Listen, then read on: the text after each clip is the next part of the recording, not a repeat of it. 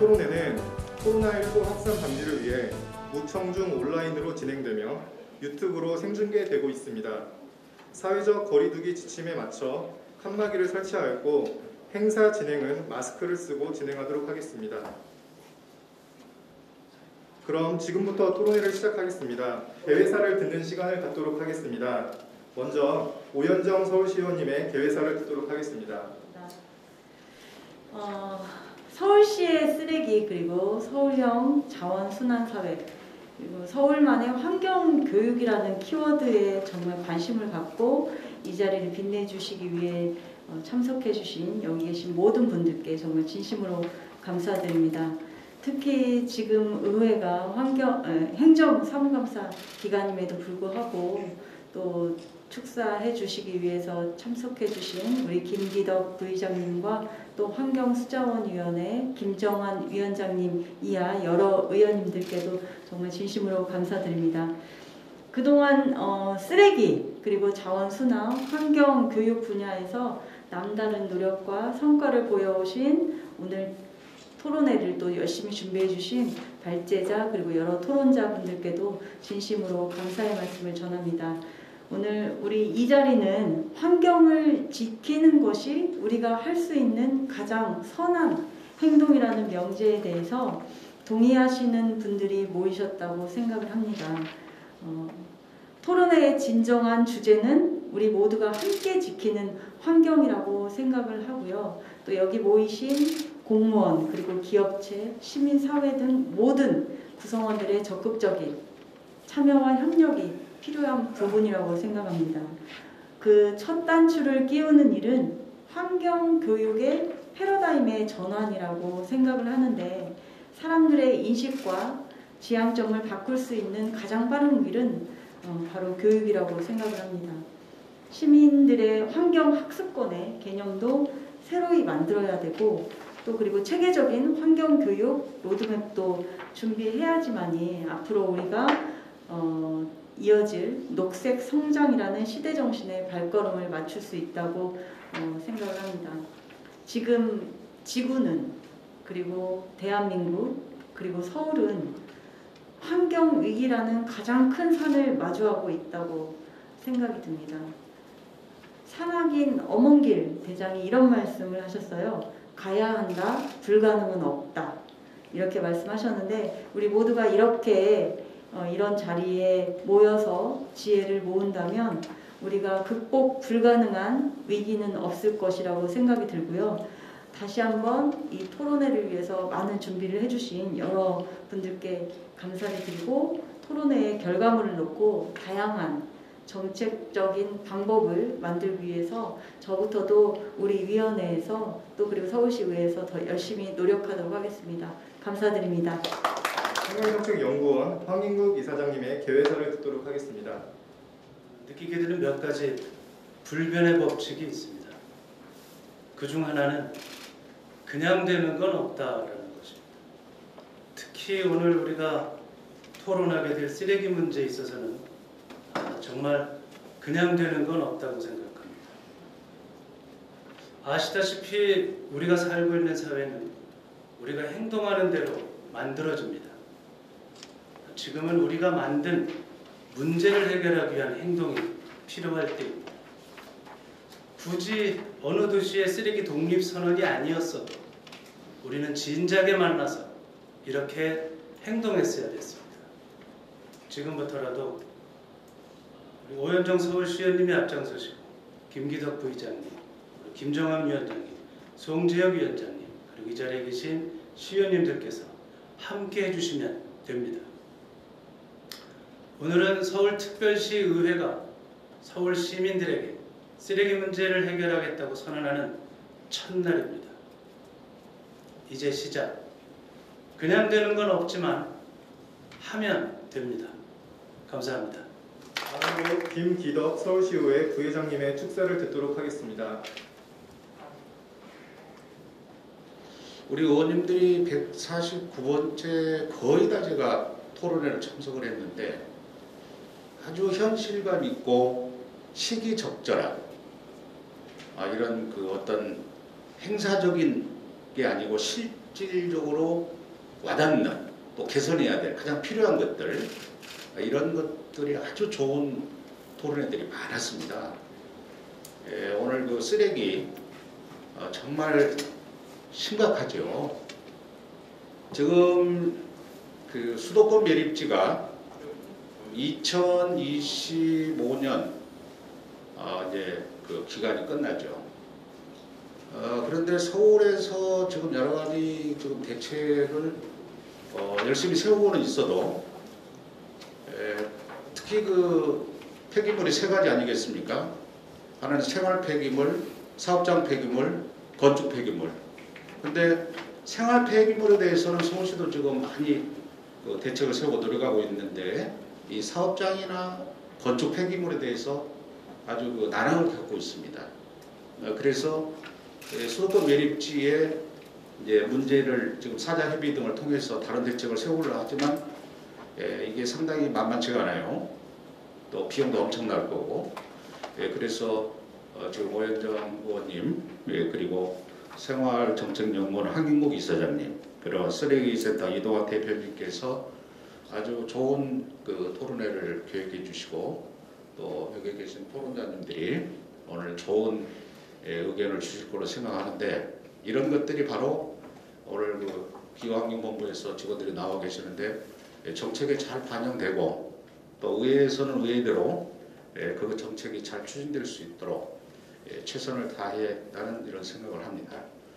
특히 김정한 우리 환경수자원위원장을 비롯한 여러 의원들이 이 자리에서 함께해 준 것에 대해서 좋은 의제의 뜻을 발췌도 하고 또 어떤 것을 찾아내기도 하고 결론을 잘 내리라고 생각하면서 여러 의원님들께도 감사의 말씀을 드립니다.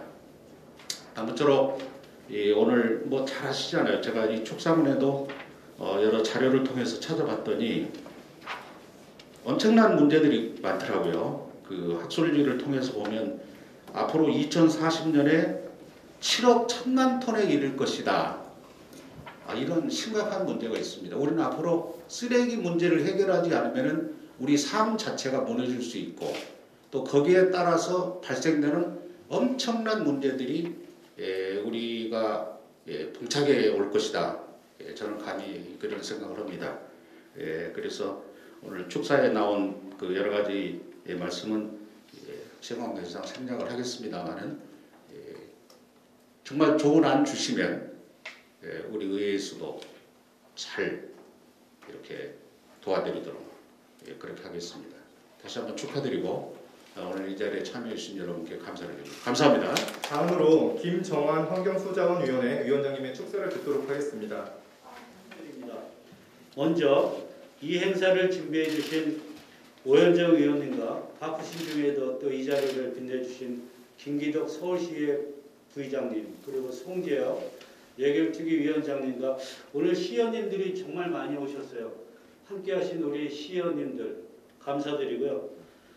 또 여러 가지 아이디어를 모아주실 발제자 또 토론자분들을 비롯해서 유튜브로 함께 시청하고 계신 모든 분들께도 감사 인사를 드립니다. 요즘 국제뉴스를 접하다 보면 기후이변과 환경재난이라는 말을 자주 듣습니다. 지구에서 가장 춥다는 지역에서도 폭염으로 인한 재난뉴스가 발생하고 있으며 북극 빙하의 해빙이 빠르게 진행되면서 저지대 지역 주민들은 상당히 걱정을 하고 있는 현실입니다. 코로나19와 맞물려 기후변화는 인류에게 선택을 요구하고 있습니다. 우리가 이 상황을 이겨내고 지속가능한 사회로 가기 위해서는 기존의 패러다임을 타피하고 환경중심의 사고방식을 전 세계와 공유해야 합니다. 이와 관련해서 최근 우리나라에서도 그린 뉴딜 정책을 통해 다양한 녹색 정책 전환의 신호탄을 쏘고 있습니다. 그린 뉴딜의 발전을 위해서는 시민들이 앞장서야 하고 그 시민의식을 견인하는 원동력은 환경교육에 있다고 생각합니다. 오늘 토론회를 통해 서울시 환경교육의 로드맵과 실천 방안이 마련되길 기대합니다. 이 또한 서울시의회 환경수자원위원회 위원장으로서 환경교육 정책에 보다 더 많은 관심을 두겠습니다. 다시 한번 오늘 토론회를 축하드리며 귀한 시간을 내어 참석해 주신 모든 분들의 건강과 행복을 기원합니다. 감사합니다. 오늘의 토론회가 사실 남다른 의미를 좀 가질 것 같습니다. 지금 연간 우리나라에서 나오는 폐기물의 이 수치가 1억 6천만 톤 정도 되는데 그게 서울 63빌딩 한 1,500개 정도의 분량입니다. 매년 그거를 지금 채우고 있는 상황입니다. 인간이 만들어낸 것이기 때문에 인간이 막을 수 있는 것이 아닌가라는 생각이 들고 오늘 해결의 첫 시작이 오늘이 좀 되었으면 좋겠습니다. 그래서 2021년은 여러 가지로 이 자원 순환 혹은 이 그린 뉴딜 이런 모든 것들이 좀 중첩돼서 시너지를 낼 수 있었으면 좋겠다. 그리고 이것은 시민의 참여가 바탕이 되지 않으면 이뤄내기가 굉장히 어려운 숙제입니다.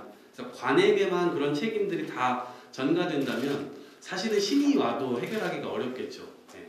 그래서 시민들이 어떻게 하면 줄일 수 있을까? 그리고 기업들이 어떻게 하면 물건이 애초에 쓰레기로 되지 않는 그 폐기 단계까지 고민되어서 물건을 생산할 것인가를 고민하게 하고 그리고 관에서는 어쩔 수 없이 불가피하게 나오는 쓰레기의 처리를 어떻게 할 것인가 이 부분이 굉장히 숙제인 것 같습니다. 그래서 그 전에 시민들께서 어떠한 역할들을 할 수 있어야 되는지 그리고 어떻게 해야만 폐기물의 양을 더 줄여갈 수 있는지 이런 부분들이 교육적 측면에서 굉장히 역할을 많이 해볼 수 있겠다 이런 생각이 듭니다.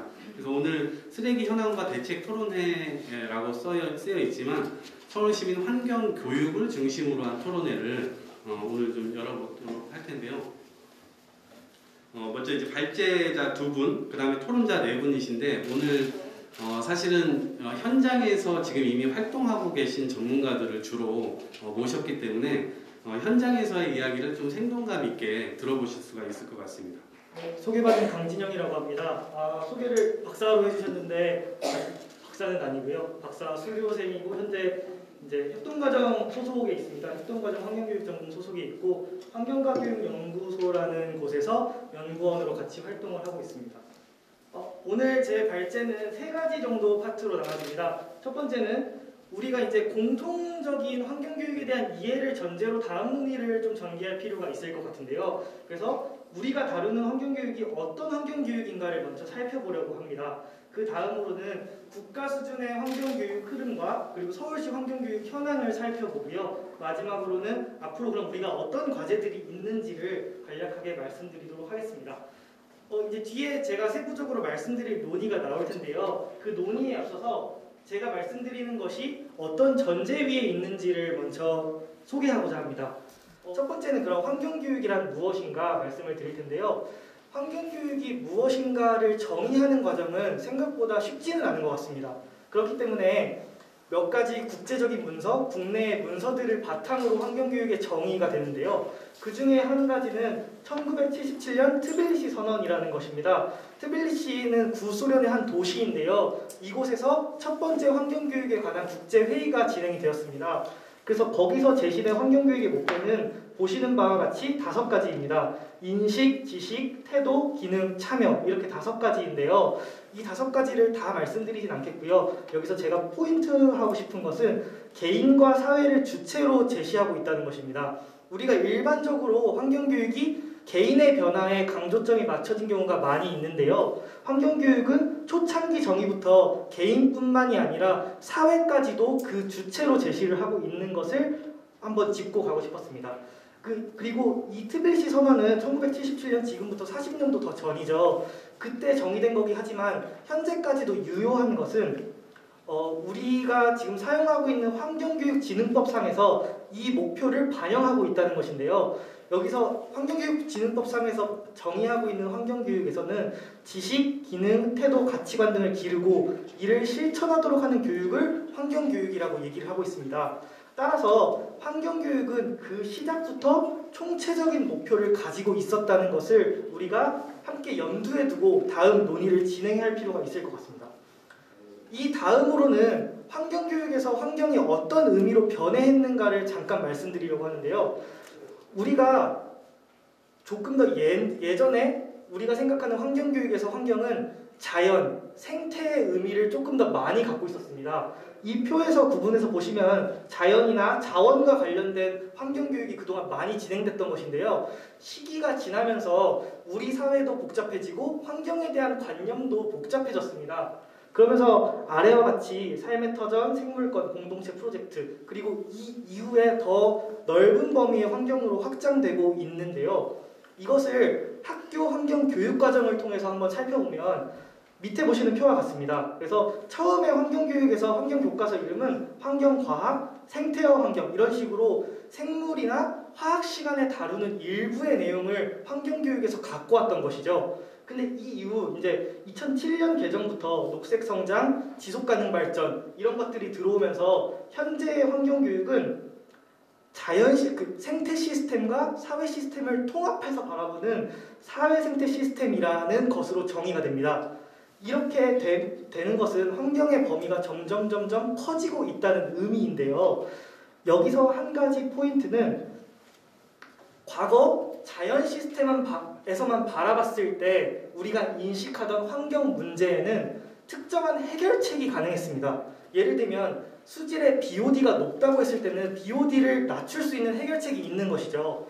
근데 현재의 환경은 사회체계와 생태체계가 통합적으로 상호작용하면서 재생산을 이뤄내고 있기 때문에 다양한 가치들이 개입하고 이해관계자들이 개입을 하면서 환경 문제는 쟁점화되어 가고 있다고 표현할 수 있습니다. 이 쟁점화라는 것은 특정한 하나의 해결책이 존재하는 것이기보다는 우리 사회에서 일정한 합의를 이끌어서 이것을 현 시점에서 해결책이라고 하자 하고 다음 단계로 넘어가게 되는 것이죠. 따라서 우리에게 존재하는 것은 어떤 딱 정답이 존재하는 것이 아니라 우리 사회에서 합의를 이끌어내야 하는 어떠한 문제가 환경 문제이고 환경교육에서는 그런 것들을 다루고 있다라고 보시면 될 것 같습니다. 환경 문제의 심각성을 더하는 것에 따라서 시작되었습니다. 이것은 부정할 수 없는 사실인 것 같고요. 하지만 환경교육자들은 이 진술에서 어떤 것을 우려하냐면 환경 문제에 관련 없는 영역을 간과하거나 행동 변화만을 강조하게 되는 것을 우려합니다. 왜냐하면 앞에서 제시한 것 같이 환경교육의 목적은 행동 변화, 실천에만 있는 것은 아니기 때문인데요. 또 한 가지 환경교육이 비용 효과적인 환경 문제 해결의 솔루션인가는 생각해 볼 필요가 있는 것입니다. 비용 효과적이라는 것은 동일한 목적, 예를 들면 오늘은 자원순환이나 쓰레기 대란과 관련된 것을 다루게 되겠죠. 그러면 거기서 해결하고자 하는 목적이 있을 텐데 이 목적을 달성하기 위해서 가장 적은 비용으로 그 목적을 달성할 수 있는 것이 환경교육인가에 대해서는 물음표를 찍을 수 있다는 것이죠. 환경교육의 본래 의미를 다 담아내기는 어렵다는 것을 우리가 짚고 넘어갈 필요가 있을 것 같습니다. 이 뒤에는 추후에 이제 시간이 남으면 조금 설명을 할 수 있을 것 같은데요. 지금은 시간 관계상 넘어가겠습니다.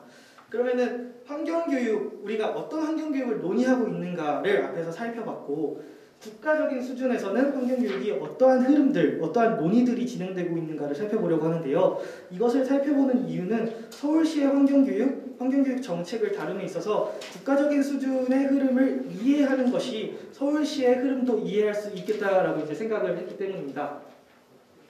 국가적인 환경교육의 흐름을 볼 때 가장 첫 번째로는 제도나 법을 보게 됩니다. 그래서 역시 등장하는 것이 2008년 제정된 환경교육진흥법인데요. 진흥법에서는 환경교육 종합계획을 5개년마다 수립하도록 강제하고 있습니다. 이것에 따라서 국가 수준에서도 환경교육 종합계획이 만들어지고 그 계획에 따라서 환경교육 정책이 진행이 되고 있습니다. 현재는 제2차 환경교육 종합계획이 진행 중이고요. 3차 계획이 지금 수립되어서 시안이 공청회를 통해서 공유되고 있는 과정입니다. 또한 종합계획 이외에 환경교육진흥법에서는 환경교육센터를 지정하거나 설립하는 것을 명시하고 있는데요. 현재 10개 지역 광역을 기준으로 말씀을 드리는 겁니다. 17개 시도 광역 중에 10개 지역에서 14개 광역센터가 지정되어 있고 국가 수준의 환경교육센터는 환경보전협회에서 지금 위탁 운영 중에 있습니다. 이러한 현황을 말씀드리고요. 환경교육 종합계획을 앞서 먼저 말씀을 드렸었는데요. 그 계획이 환경교육 정책에 있어서는 주요한 계획이다 보니 어떠한 흐름으로 흘러왔는지를 잠시 말씀드리겠습니다. 초창기에는 환경교육 발전 계획이 있었고요. 이때는 이제 법정 계획으로 진행된 것은 아니었습니다. 이후에 제1차, 2차, 3차 종합계획이 지금 수립되면서 흘러가고 있고 위쪽을 보시면은 그동안 어떻게 환경교육의 정책 영역을 구분했었는지를 보실 수 있습니다. 그래서 2021년부터 진행될 3차 환경교육 종합계획에서는 환경교육 추진 기반, 제도나 법과 관련된 것이죠. 그리고 학교 환경교육, 사회 환경교육, 그리고 환경교육 협력체계 구축. 이 협력체계는 국가 간 협력체계, 그리고 국가랑 지자체 간 협력체계, 그리고 그런 것들을 포함하게 됩니다. 이런 식으로 이제 구성이 되어 있습니다. 보다 실질적으로는 환경교육과 관련된 예산이 가장 중요할 텐데요. 오른쪽을 보시면 2018년 기준으로 환경부의 환경교육 팀이 있는데요. 환경교육 팀의 예산은 128억 정도입니다. 그리고 2020년도에는 127억이 배정되었었고요. 그 흐름, 추세, 그리고 비율을 보면 왼쪽을 보실 때 127억, 128억 정도가 환경부 전체 예산에서 0.2% 정도를 차지하고 있습니다. 근데 환경부가 작년보다 2021년에 예산이 되게 많이 늘었더라고요. 15%인가? 그래서 11조가 넘어가는 것으로 알고 있는데요. 아쉽게도 내년 환경교육팀의 예산은 늘어나지는 않은 것 같습니다. 그래서 이 비율은 아마 더 줄어들 것으로 보이고요. 이따 언급드리겠지만 서울특별시의 이제 예산은 23억, 24억 정도가 되는 것으로 기존에 보고된 바 있습니다. 지금까지 국가적인 수준의 어떤 현황을 말씀드렸고 특히나 2020년에서는 환경교육과 관련된 되게 주요한 사건들이 많이 있었는데요. 이 슬라이드에 제시하는 것이 환경교육과 관련된 올해의 변화입니다. 올해 5월에 사회관계장관회의에서 환경교육 활성화 계획이 논의가 됐습니다. 사회관계장관회의는 교육부 총리 주재하에 진행되는 것인데요. 거기서 이제 논의가 된 후에 전국 시도교육감협의회에서는 학교 환경교육 비상선언을 7월에 진행을 했습니다. 그 이후에 학교 환경교육 정책연구단을 구성해서 이 정책연구단의 연구 결과가 11월, 12월 중에 발표될 예정이고요. 이는 아마도 제3차 국가종합계획에 반영될 예정입니다. 그리고 이러한 흐름에서 환경교사 신규 임용이 중등 수준에서는 학교 환경교육의 선택 과목으로 환경교육이 존재를 하는데요. 신규 임용이 12년 만에 올해 진행될 예정입니다. 이게 12년 동안 없었다는 것이 참 아쉬운데요. 올해 이제 진행될 예정이고 최근에 2가지 개정안 법률안이 발의가 되었습니다. 강덕구 의원 등 기능법 개정안에서는 국무총리실 산하로 기후위기 교육위원회를 제안한 법률이 9월에 발의가 되었고요. 그리고 최근 10월 28일이었는데요. 노웅래 의원 등에서는 지능법 전부 개정안이 발의되어서 여기서는 지자체, 국가 수준의 환경교육 실적을 보고하는 것을 의무조항으로 명시하고 있어서 기대가 되는 법률 개정안입니다. 그리고 앞서 말씀드린 것 같이 국가환경교육 종합계획이 12월에 이제 발표돼서 새로운 종합계획 안에서 환경교육 정책이 진행될 예정입니다. 여기까지가 이제 국가적인 수준에서 말씀을 드린 거였고요. 그럼 서울시 환경교육 현황으로 내려와서 이 부분은 사실 지금 김현지 과장님께서 와 계시기 때문에 추후에 아마 더 잘 말씀해 주실 수 있을 것 같은데 일부분을 말씀드려 보겠습니다. 정책 영역을 3가지로 구분했을 때 기반, 학교 환경교육, 사회 환경교육으로 구분을 할 수 있을 것 같습니다. 여기서 제가 한 가지씩 보고 싶은 것을 이제 키워드로 삼아서 가져왔는데요. 환경교육 기반에 있어서는 2017년도에 서울시에서 환경학습 도시 선언을 한 것을 가져왔고요. 학교 환경교육은 올해 6월 이제 서울시 교육청에서 생태전환 중장기 계획을 발표했습니다. 서울시에서도 같이 협조해서 진행을 한 것으로 알고 있는데요. 그리고 사회환경교육에서는 민간단체 현황이 어떠한지, 그래서 서울시에서 환경교육을 진행하기 위해 어떠한 어떠한 가능성을 갖고 있는지를 살펴보고자 했습니다.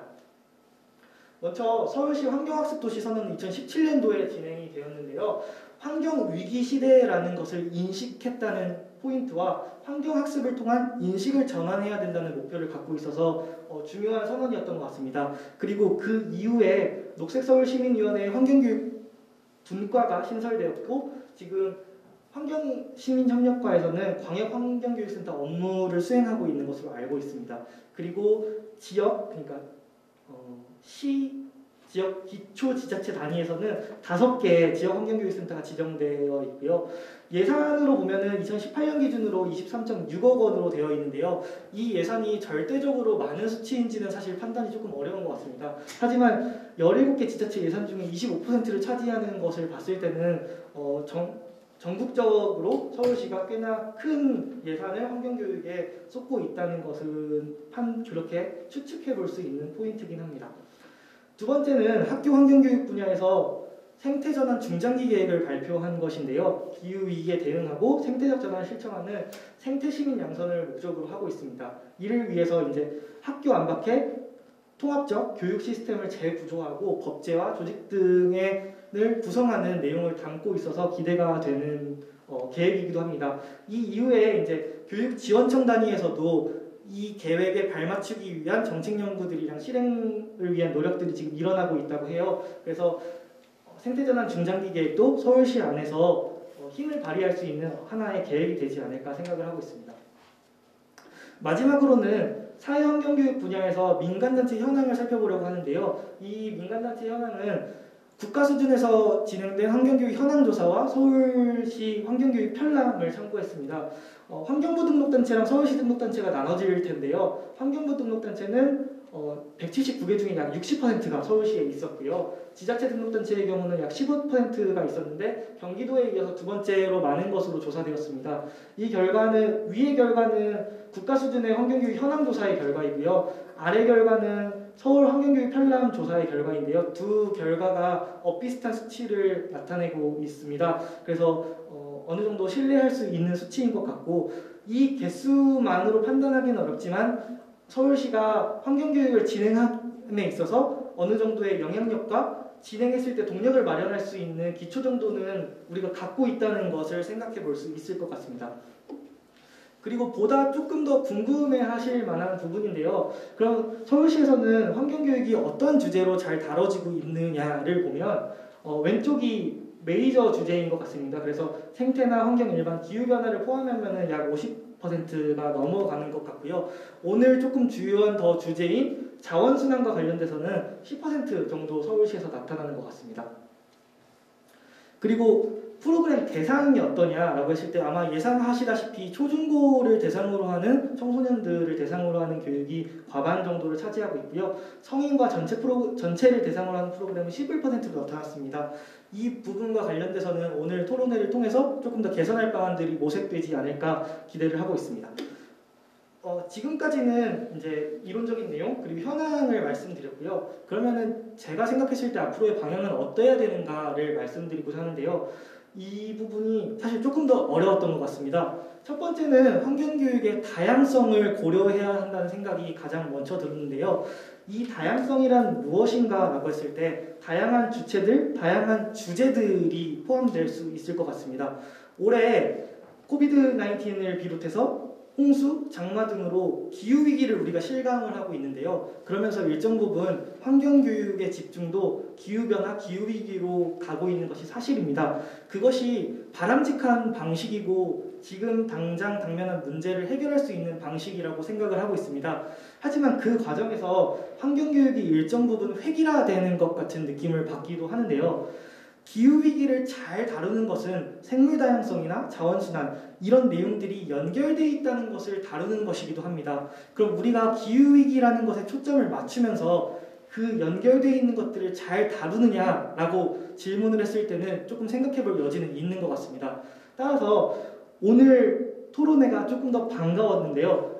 자원순환이라는 일정 부분 소외되어 있을 수 있는 주제를 의제화했기 때문인 것이죠. 그래서 오늘 토론회와 같이 환경교육의 다양성을 고려할 수 있는 정책들이 앞으로 마련돼야겠다는 것이 첫 번째 생각이었습니다. 두 번째는 환경교육이 지향하는 변화의 수준이 무엇인가라는 것입니다. 여기서 변화의 수준이라는 것은 개인 수준의 변화인가, 사회 수준의 변화인가, 시스템 수준의 변화인가를 말씀드리는 것입니다. 여기서는 한 가지 조사 결과를 인용해서 말씀을 드리고 싶은데요.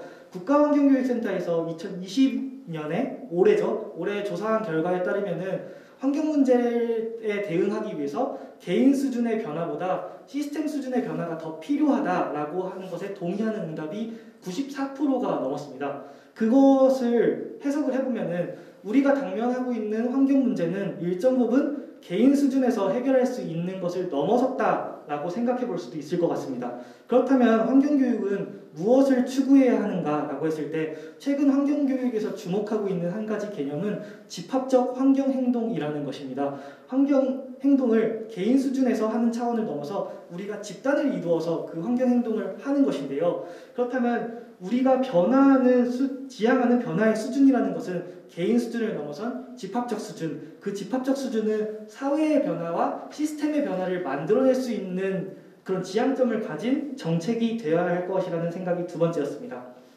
마지막으로는 환경교육은 어떤 해결책인가를 말씀드리고 싶은데요. 가장 첫 번째 설명드렸던 것 중에 환경교육이 근본적인 환경 문제 해결책이라고 말씀드린 것이 있습니다. 여기서 근본적인 것이라는 것은 단기간에 문제를 해결할 수 있다, 혹은 가장 적은 비용으로 효율적으로 문제를 해결할 수 있다는 의미라기보다 장기적으로 그리고 그 문제를 근본적으로 해결할 수 있다는 것에 포인트가 있어야 한다고 생각합니다.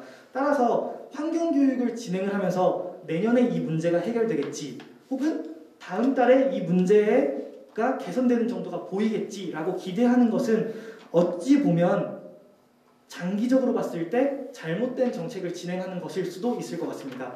그 이유는 충격요법식의 환경교육이 왜 실패했는지를 돌아보면 알 것 같은데요. 충격요법식의 환경교육은 지금 당장 효과를 내지만 그것 이외에 다른 정보가 들어오거나 다른 더 중요한 가치관이 개입했을 때는 인간의 행동은 다시 변하게 됩니다. 따라서 근본적으로 환경 문제를 해결하기 위해서는 어떠한 노력이 필요한지, 그것을 위한 환경교육은 어떤 것인지 고민을 하고서 우리가 정책을 마련해야 될 필요성이 있을 것 같습니다. 네, 여기까지 이렇게 말씀을 드리는데요. 아마 마지막에 나온 세 가지 지점은 조금 고전적이고 원론적인 수준일 수도 있을 것 같습니다. 하지만 우리 사회가 전환의 시기를 맞이하고 있고 환경교육도 새로운 시기로 접어들고 있는 것 같은데요. 새로운 환경교육의 시기를 이 고전적인 것, 어떻게 보면 원론적인 것에서 다시 시작해야 될 필요성이 있는 것 같습니다. 네, 발제 마치겠고요. 감사합니다. 네, 두 번째 발제인데요. 여기는 이제 주민 쓰레기 배출의 이제 현황과 과제. 이제 이분은 소위 말하는 우리가 선별장을 운영하시고 계십니다. 그래서 10여 년 넘게 현장에서 여러 가지 일들을 이제 그 쓰레기의 어떤 현황을 목격하고 계신 분인데, 이것이 주민들이 어떻게 버려져야 되는지에 대한 부분이 거기가 이제 그 결여됐다고 이제 생각을 하시기도 하시고, 그것이 충분히 주민들에게 어떠한 형태로든 교육적 자료나 혹은 교육 기회가 제공된다면 그것이 개선될 수 있다라고 생각하시는 분입니다. 그래서 오늘 발제자로 현장의 이야기를 좀 들어보기 위해서 모셔봤고요. 저희 안소연 대표님 발제자로 모시도록 하겠습니다. 네, 박수 부탁드리겠습니다. 주식회사 근무자원의 안소연 대표라고 합니다. 또한 현재는 사단법인 반딧불 환경협회와 NGO 환경보호중앙운동회의 회장을 역임하고 있습니다. 오늘은 저는 지금 제가 이렇게 자료를 여러분 제 자료를 받으셨잖아요. 여기에 이론적인 것보다는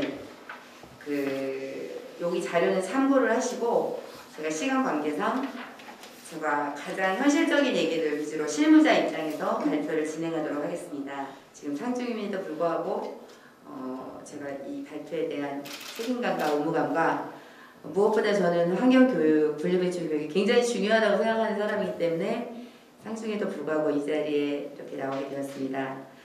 제 모습이 조금 이상하더라도 양해 부탁드리겠습니다. 일단은 여러분들 여기 계신 분들이 다 알고 계시는지 모르겠지만 간단하게 여기에 대해서 설명을 드릴게요. 우리나라 그 생활 폐기물, 즉 재활용 폐기물의 흐름은 폐기물 관리법상 크게 공동주택과 공동주택 이외의 공간으로 나뉩니다.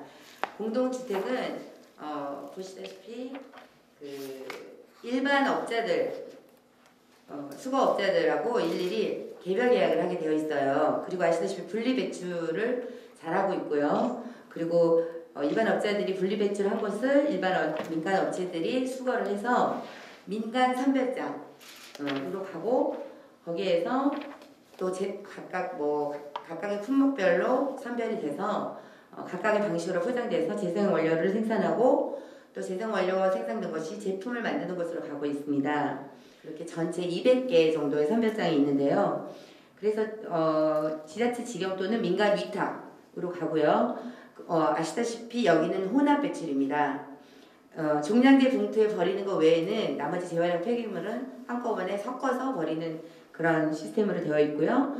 혼합 배출한 것을 지자체에서 용역을 준 수거 업체들이 수거를 하고 그것이 지자체 선별장 또는 민간 선별장으로 옮겨져서 선별 과정을 거쳐서 또 재생 원료를 생산하는 곳으로 가고 또 다시 제품을 만드는 곳으로 이렇게 가고 있고요.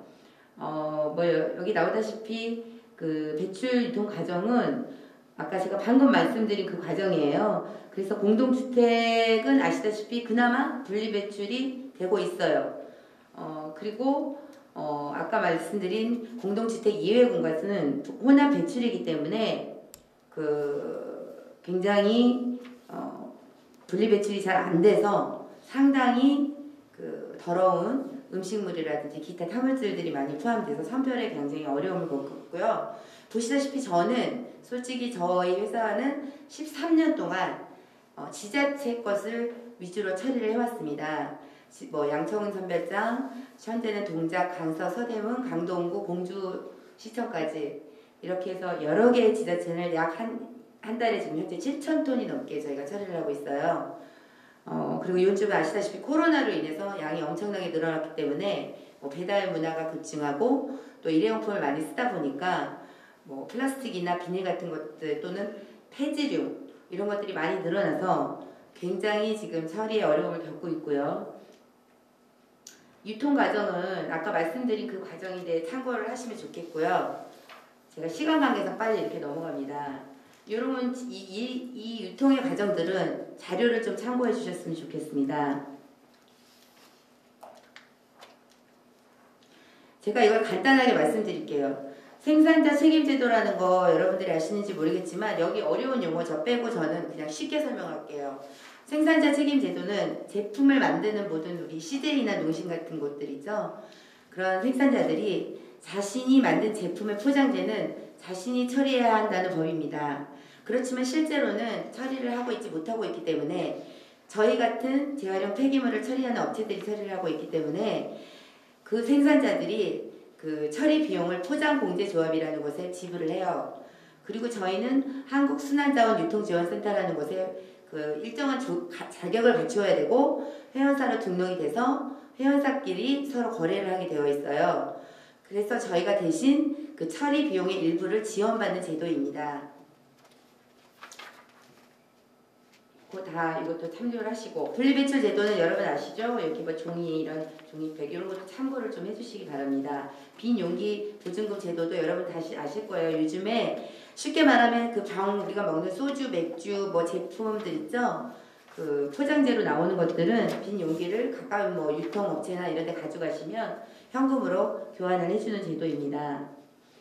그리고 제가 중요하게 말씀드리고 싶은 부분 중에 하나는 현재는 폐기물이 우리 보시다시피 제가 이 사업을 13년째 처리하고 있잖아요. 근데 90년대에도 그렇고 제가 자료를 찾아봤는데 제가 처음 시작했던 13년 전에도 그렇고 현재까지도 항상 문제는 똑같아요. 발생 억제, 재활용률을 높이고 자원순환을 시키고 안전하게 처리하자지만 지금까지 현실적으로 개선된 것은 하나도 없습니다.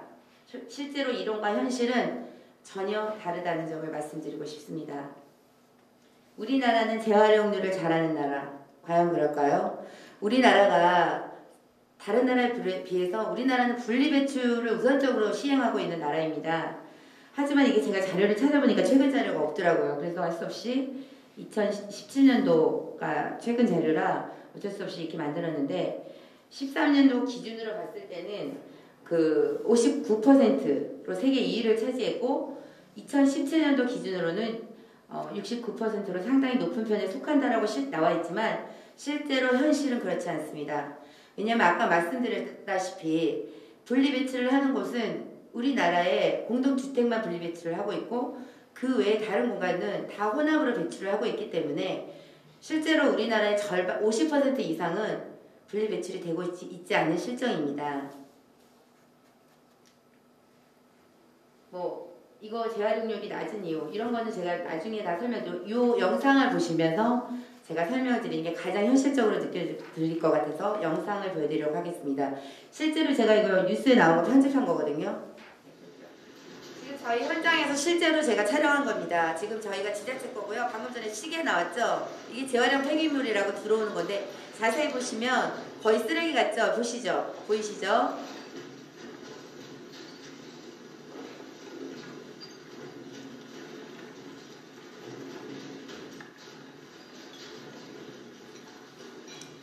이게 지금 지자체 겁니다. 재활용 폐기물이라고 들어오는 것들인데 실제로 보면 못 쓰는 게 70%가 넘습니다. 방금 오염된 것들 보이시죠?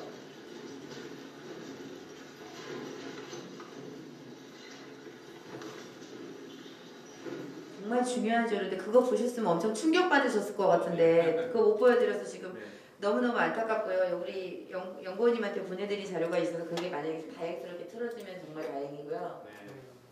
일단은 제가 좀 설명을 하겠습니다. 그러면은 아까 보셨다시피 저희가 지금 그 하는 과정을 보셨지만 앞에 것은 저희가 실제로 저희 현장에서 지자체 제품을 지자체 재활용 폐기물을 처리하는 과정을 저희가 직접 영상으로 담은 것이고요. 그 다음은 저희가 비닐을 따로 처리를 하는 과정을 담은 것입니다. 실제적으로 저희 같은 경우에 어떤 어려움을 겪고 있냐면 분리 배출이 국민들 한 사람이 제대로 되지 않으면 선별 업체가 그 어려움을 고스란히 모든 책임을 안아야 한다는 것입니다. 예를 들어서 실제로 분리 배출 표시가 되어 있다 하더라도 페트 재질 우리가 페트 재질이라고 이렇게 분리 배출 표시가 되어 있어도 우리가 일회용 커피컵들 같은 것들 많이 쓰잖아요. 그런 것들은 실제로는 재생 원료를 생산하는 곳에서 그 품목들을 받아주지 않아요. 재생 원료로서의 가치가 없다고 하기 때문에 우리는 어쩔 수 없이 그것을 폐기 처분해야 됩니다. 저희는 근데 그 폐기 처분할 때 저희가 비용을 지불해야 하고요. 그리고 그 외에 우리가 아시다시피 저희 같은 경우에는 우리나라는 성상이 아직까지는 외국의 자동화 기기 이런 것들 많이 지금 지자체 직영업체에서 지금 설치가 되어 있는데 실제로는 자동화 기기에 맞지 않는 성상이에요. 우리나라 것들이 자주 고장이 많이 나서 그 자동화 기기를 AS를 하거나 이럴 때도 비용도 많이 들고 시간적으로 소비가 많이 돼요. 저희는 어찌됐건 빨리빨리 신속하게 처리를 하고 대비를 해야 되기 때문에 저희는 거의 다 수선별을 하는데 수선별을 할 때 어려움이 뭐냐면요. 실제로 재활용 폐기물이라도 일단은 작은 것들 손으로 안 잡히는 것들은 저희가 재활용을 할 수가 없어요. 예를 들면 아까 같은 뚜껑 이런 페트 뚜껑 같은 것들 또는 아까 같은 스트롱 같은 것들 나오죠. 그런 것들 이렇게 작은 용품 같은 것들은 저희가 다 폐기 처분하고 있고요.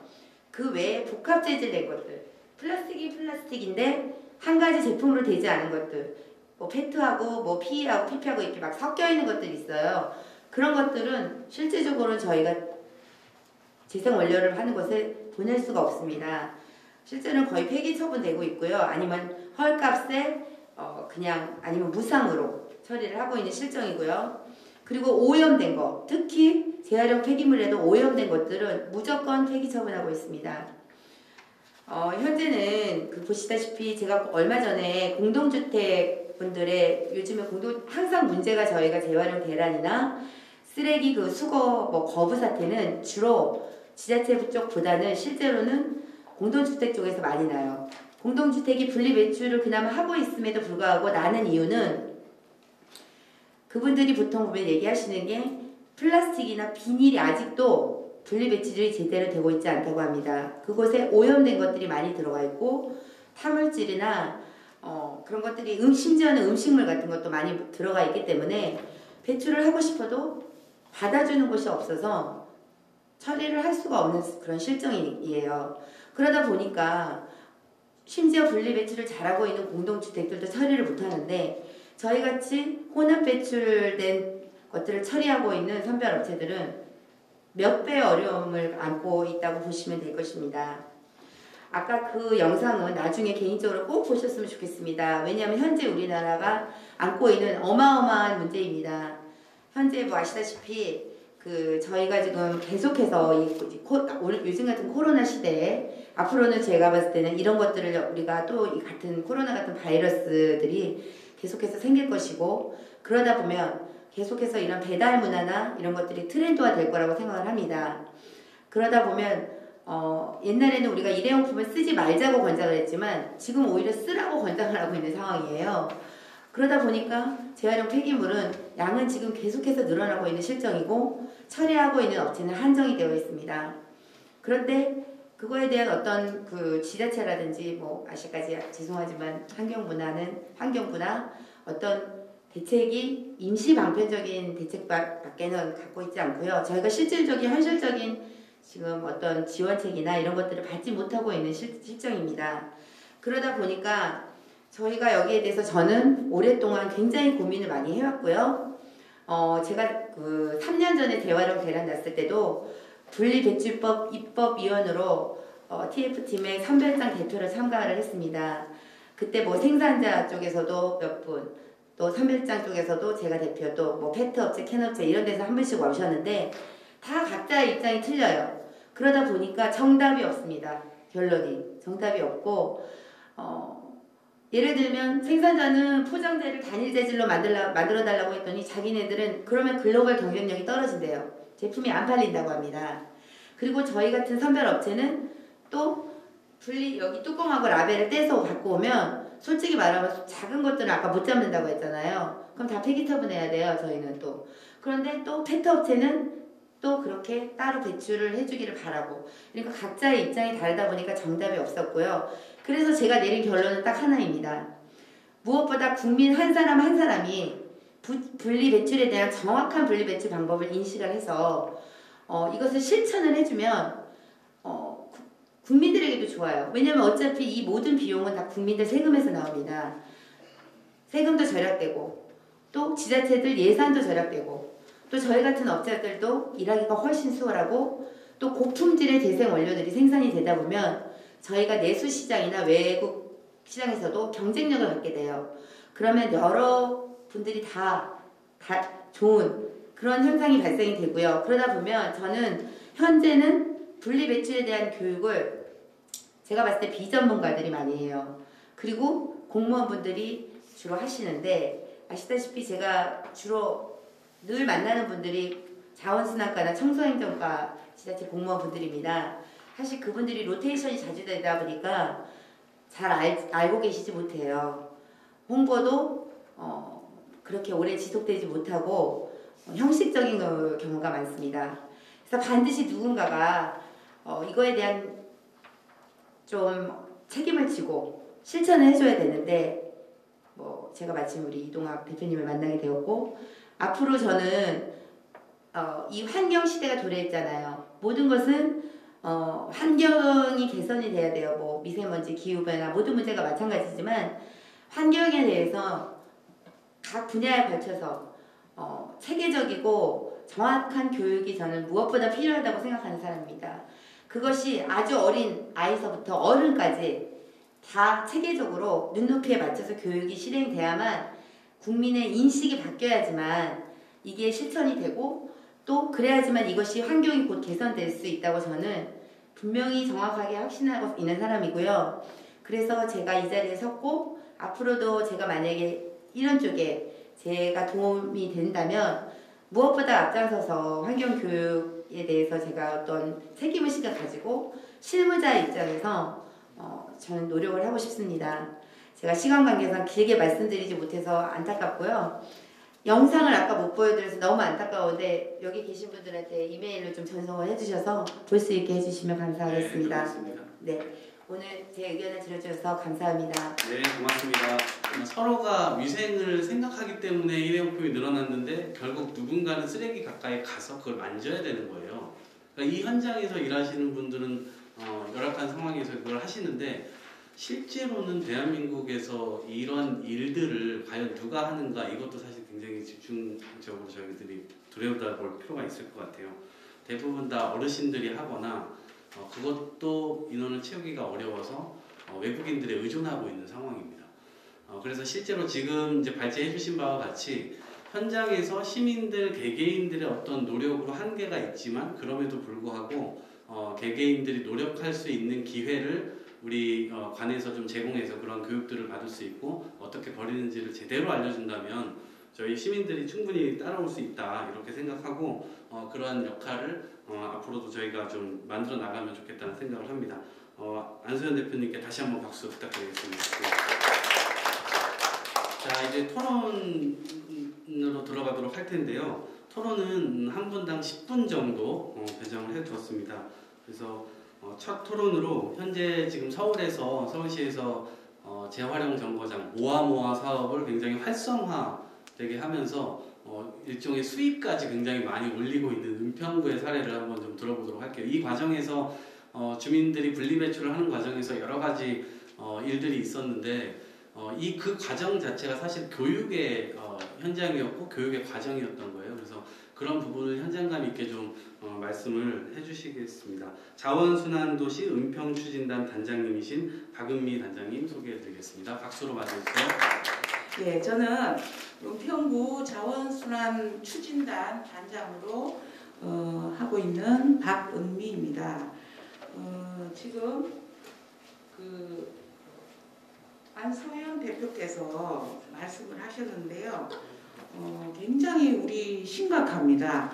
저도 저번에 은평구가 연구 용역을 맡아가지고 한번 3군데를 방문을 했습니다. 안소연 대표가 하시는 그런 일을 하는 데를 대한민국이 분리수거가 잘 되고 있다는 거에 나는 부정적입니다. 저거는 아닌 것 같아요. 왜냐하면 현장을 가보면 정말 기가 막히고 안소연 대표가 21페이지에 제가 이거를 봤을 때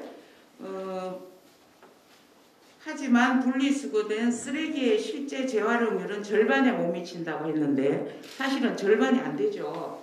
30몇 %, 아마 전국적으로 아까 저런 벨트를 지나가면서 분리를 다 하잖아요. 손으로 직접 하시는데 거기 거의 우리가 내놓은 쓰레기의 40%도 쓸 수가 없습니다. 그렇기 때문에 우리나라의 분리수거의 교육은 다시 한번 재고돼야 되고 지금 이동학 대표님이 하시는 이런 일을 많이 알아야 되고 실천을 해야 된다고 생각하는 사람 중에 한 사람입니다. 주민교육은 다른 지자체와 어떤 차별성이 있는가 그거를 조금 잠깐 얘기 드리고요. 그 다음에 오늘 제가 말씀드릴 주제가 주민교육을 현장에서 했을 때 어떤 효과가 있는가 그거 말씀드리고 그 다음에 현장 사진 몇 개 참고로 가져와 봤습니다.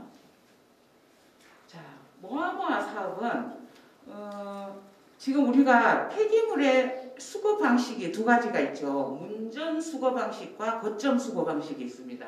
근데 모아모아 사업은 거점 수거 방식입니다. 그런데 여러분 거점 수거 방식 하면은 보통 뭐가 생각납니까? 우리가 지금 내놓는 거는 재활용품을 아까 안소연 대표가 말했지만 혼합 병, 비닐 모든 걸 혼합해서 배출을 문 앞에 내놓은 걸 가져가지 않습니까? 근데 거점 수거 방식 하면은 우리 재활용품 정거장 생각나세요? 그거 생각하시면 됩니다.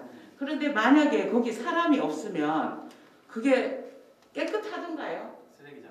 완전히 쓰레기장화가 돼가지고 그거는 재활용을 할 수 없는 상황이 돼가지고 오히려 쓰레기를 더 만들어내는 같은 그런 느낌이 들잖아요. 부정적 생각이 드는데 그게 거점 수거 방식입니다. 근데 이 모아모아 사업은 어떤 차별성이 있느냐 하면은 거점 수거 방식은 항상 상시적으로 그거를 놔두잖아요. 거기 정거장을. 근데 우리 모아모아는 일주일에 한 번 합니다.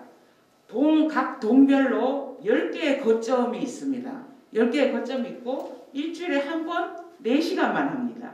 그래서 상시적으로 놔두질 않아요. 거기에 우리 자원 리더들이 현장 리더들이 판을 펼치고 4시간 뒤에 급보하는 것을 다 그 관리사들이 합니다. 그리고 지금 현장 사진인데요. 8가지를 분리합니다. 종이, 병, 스티로폼, 투명 페트는 따로 모읍니다. 지금 투명 페트가 엄청나게 가치가 올라가죠. 그 명품 뭐 옷도 만든다는 그걸로 저기 리사이클링을 했을 때. 그 다음에 플라스틱, 우유 팩은 종이하고 분리해가지고 따로 모읍니다. 그 다음에 비닐하고 캡. 저렇게 8가지를 모으고요. 지금 저기 있는 게 굉장히 가볍고 우리 자원관리사들이 거의 여자분들인데 무거우면 그거를 걷어가고 차리고 하기가 힘들죠. 그래서 굉장히 가벼운 재질로 되어 있고 이렇게 압축이 됩니다. 그러면 조그매집니다. 저게. 그래가지고 일주일에 한 번씩 저기다가 판을 펴고 그 다음에 2번째 말해놨죠. 비혼합 비압축 수거입니다. 문전에서 내놓는 거는 무조건 혼합 배출이죠. 혼합 배출. 엉망진창인 그 배출이고 그 다음에 수거를 해가는 차도 뭐 압축을 해가지고 섞어서 갑니다. 그런데 그 다음에 현장으로 갔을 때 아까 안소연 대표가 아까 우리 영상을 봤잖아요. 그런 식의 현장 선별이 필요가 없는 거예요. 여기는 현장에서 깨끗하게 8개를 따로따로 다 해놨기 때문에 현장 선별이 필요가 없다는 거 꼭 말씀드리고 그 다음에 차별성이 2번째 뭐냐면요. 저 밑에처럼 자원관리사들 2분이 서 있습니다. 지금은 저기가 지금 환경부에서 하고 뭐 취재를 한다 그래가지고 우리 동장님하고 저하고 전부 다 있는데 보통은 2분이 있습니다. 2분이 있고 그 다음에 제가 우리 신사이동 코디네이터를 맡고 있는데요. 한 동에 3명씩 있습니다. 그래서 거점 3개 내지 4개를 돌아다니면서 관리를 합니다. 잘하고 있는지 못하고 있는지. 그리고 지금 당장 추워지잖아요. 내일 우리가 하는 날인데 굉장히 춥잖아요. 4시간을 밖에서 떨고 있으면 아무리 분리 배출 수고도 좋지만 힘들잖아요. 그래서 좀 들어가서 좀 따뜻한 곳에서 쉬기도 하고 해서 저 같은 코디네이터가 있는데 그렇게 해서 그분들은 사실은 돈을 받습니다. 1시간에 10,000원 해가지고 40,000원을 받는데 이거는 솔직히 말해서 일자리 창출로 접근하면 절대 안 돼요. 동네에 오피니언 리더들을 뽑아야 됩니다. 통장을 오래 있다든지 조금 연세가 있으셔도 평상시 주민들한테 모아마 사업을 왜 해야 되는지를 홍보도 하고 현장에 지금 문전 수거 방식과 혼합해서 같이 합니다. 문전에 내놔도 되는데 왜 거점까지 오는 것도 쉽지 않잖아요. 그런데 그런 리더들이 홍보를 해가지고 거점으로 오게 만듭니다. 만들어서 일단은 3분 정도만 현장에 오면은 우리가 관리사들이 저 8가지를 분리를 해주는 게 아니에요. 아니고 주민들이 들고 나오면은 전부 다 본인들이 직접 하는데 제일 중요한 게 뭐냐면은 우리 관리사들이 교육을 엄청 많이 받은 분들이에요. 그래서 이 환경교육이나 우리 은평구 폐기물 실태나 이런 거에 대해서 엄청나게 교육을 많이 했고 그분들을 그래서 정말 말 그대로 자원관리사가 돼서 현장 교육을 전담하는 분이에요. 이 사람들이 현장에서 분리수거를 해주는 사람이 아니라고요. 교육을 하는 사람이. 예, 그게 차이점이 있겠습니다. 3분 남았습니다. 어떡하지? 시간을 또 맞춰야 돼서. 네. 그래서 우리 2번째 은평구는 지금 보시면 아시겠지만은 아까 이동학 대표님 말씀대로 지면 홍보가 아니고 분리배출하는 거를 주민이 주민한테 직접 만나서 교육을 한다는 거. 그 다음에 2번째 포인트는 자원관리사는 이게 3D 활동이라는 이미지가 아니고요. 저기 있죠. 주민교육자로 위상이 확립이 돼 있고 그 다음에 3번째는 우리 은평구 폐기물 정책 전 단계에서 주민 참여를 해가지고요. 정책 수용성을 강화시켰다는 걸 말씀드립니다. 그래서 은평구가 자원순환 주민교육을 굉장히 차별화되어 있다는 걸 말씀드리겠습니다. 그 다음에 3번째는 아까 첫 번째 말하고 연결이 이제 많이 되기 때문에 간단히 하겠습니다. 이거를 모아모아 사업을 했을 때 주민 교육의 효과가 어땠느냐? 우리가 7월부터 전동 실시를 했는데 가련 이동은 시범동으로 했고 전동 실시를 했는데 제가 처음에 현장을 돌아다니면서 문전 배출을 한 거를 뜯어봤습니다. 정말 엉망진창이었죠. 그런데 이 모아모아 사업을 하면서 현장에 나오지 않고 문전에 내놓은 것도 지금 요즘 저도 뜯어봅니다. 보면은 너무 많이 좋아졌어요.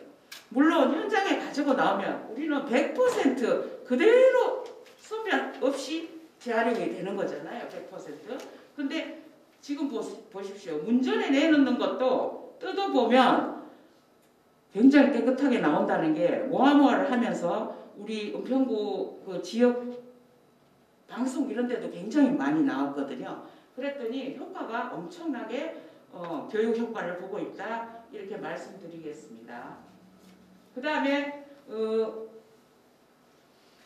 지금 지정 장소에 나오는 교육인데요. 잠깐만요.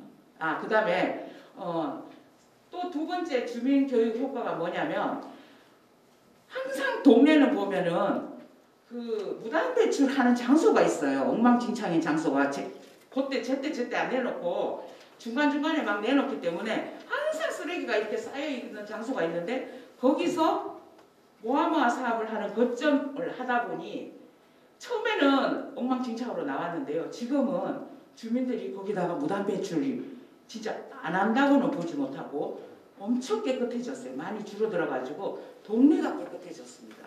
이게 주민 교육의 현장 교육의 효과다 이렇게 말씀드리겠습니다. 일본 정리. 예. 그래서 지금 모아모아는 아까도 말씀드렸다시피 우리 자원관리사들이 분리수거를 해주는 게 아니라 거기서 교육을 해서 잘 할 수 있도록 한 3번만 나오면은 포화그룹으로 와서 집에서도 철저하게 분리수거를 한다는 것을 말씀드리고요. 그리고 아까 우리 보니까는 오늘 토론회에 슬로건이 2020 서울시민 환경교육을 아까 뭐라고 그랬지? 환경교육을 중심으로 해놨던데 저는 이렇게 말씀드리겠습니다. 서울시민 환경교육을 현장 중심 교육으로 이상입니다. 박은미 토론자께 다시 한번 박수 부탁드리겠습니다. 네, 고맙습니다. 네, 다음은 저희 노남길 환경공무관이신데요.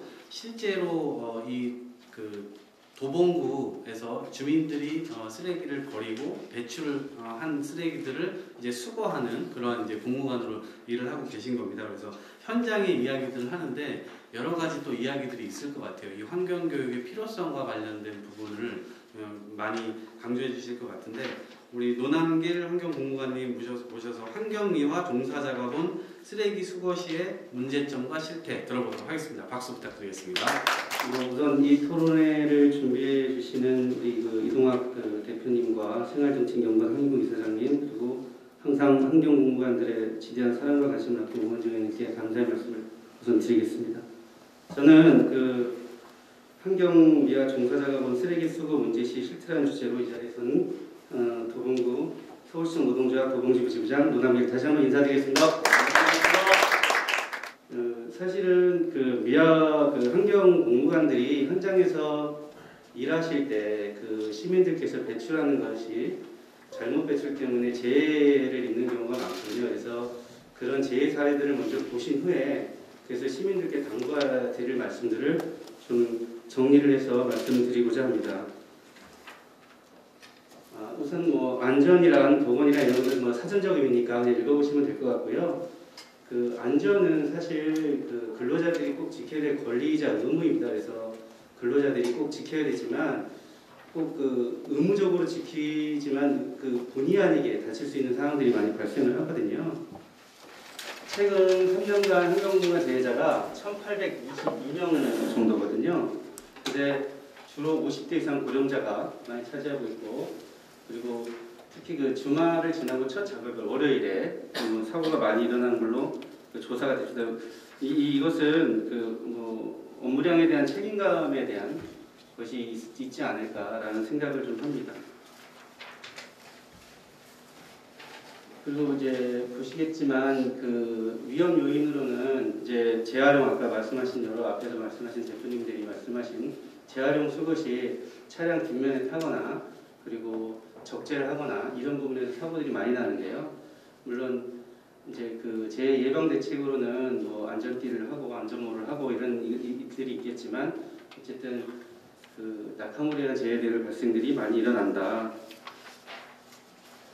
그리고 가장 사실은 많이 발생하는 사고 중에 하나가 사실은 그 무단투기로 발생하는 보이지 않는 봉투 속에 있는 뭐 유리나 뭐 칼 등에 의해서 배임 사고들이 많이 나타나거든요.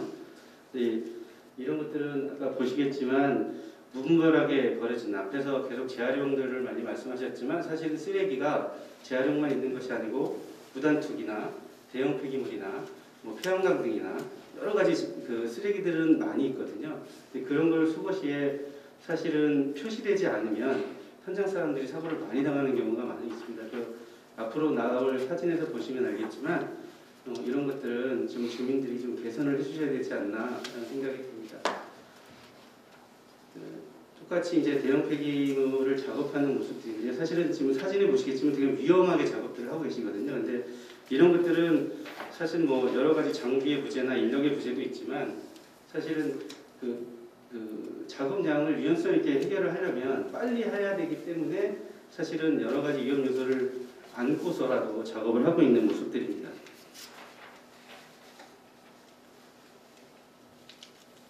아까 앞서 얘기한 재활용을 이해하시는데 재활용은 사실은 잘 배출하시는 시민들도 많긴 하지만 그 무분별하게 버려지는 무단투기들 때문에 사실은 잔재물 수거하면서 사실은 뭐 두꺼운 장갑을 낀다 하더라도 그런 것들로 인해서 많이 배임 사고나 찔림 사고들이 많이 나거든요.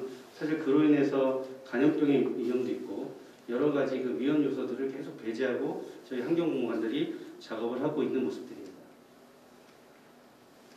이제 여러분들이 가장 많이 보시는 이제 작업자들이 사실은 그 대로변에서 일하시는 가로 청소하시는 작업자들인데요.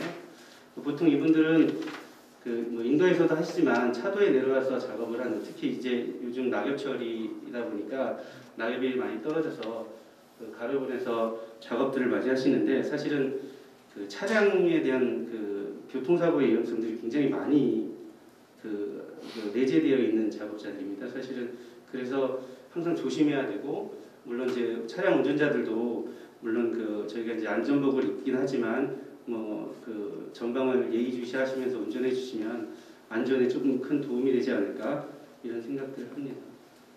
이런 사진들은 지금 작업장에서 저희가 작업하는 모습들인데요. 지금 보시면 알겠지만 혼자서 저렇게 무거운 물건들을 들고 있거든요. 그러니까 저희가 사실은 근골격계 질환들이 굉장히 많습니다. 환경공무관들이. 사진들을 보시면 그래서 이제 근골격계 예방을 위해서 저희들이 이제 수시로 공무관들을 대상으로 교육을 하고 있긴 하지만 이제 이런 것들은 이제 어쨌든 계속 휴게실마다 뭐 붙여놓고 조합원들한테 공유를 하면서 계속 지시를 하고 있습니다.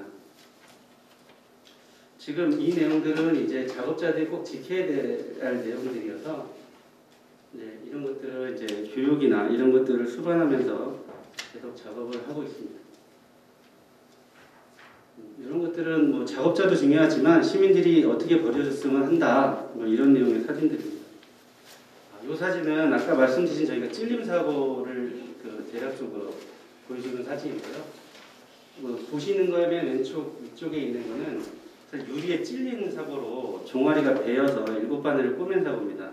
사실은 이 사고도 사실 보실 때 큰 사고인데 이 정도는 사실은 배임 사고에서 크다고 할 수 없습니다. 그 옆에 나머지 3장은요. 사실 그 대형 유리가 깨지면서 그 조합원 팔 등을 이렇게 긁고 나가는 사고입니다. 배임 사고. 그래서 지금 수술하는 장면인데 저걸로는 사실 그나마 다행인 건 그 작업자 손등이 베이면서 여기 이제 손등에는 힘줄이 있고 이 밑에 부분은 신경이 있다고 합니다. 근데 다행히 밑에 부분을 베이지 않아서 지금 힘줄을 다 이어놓은 상태인데 지금도 저 친구는 지금 산재 중에서 계속 지금 재활을 하고 치료를 받고 있습니다. 그러니까 그 저희가 이렇게 항상 위험에 내재되어 있는 것들은 물론 그 조합원들도 우리 공무관들도 물론 조심을 하겠지만 시민들께서 어떻게 그 쓰레기를 배출을 하고 그거를 해주시는 거에 따라서 조합원들이 또 그 위험 요소에서 좀 배제되지 않나 이런 생각들이 듭니다. 그 조금은 지금 내용들이 사실 쓰레기 수거나 이런 거 아까 말씀하신 것에 동떨어질 수 있는데요.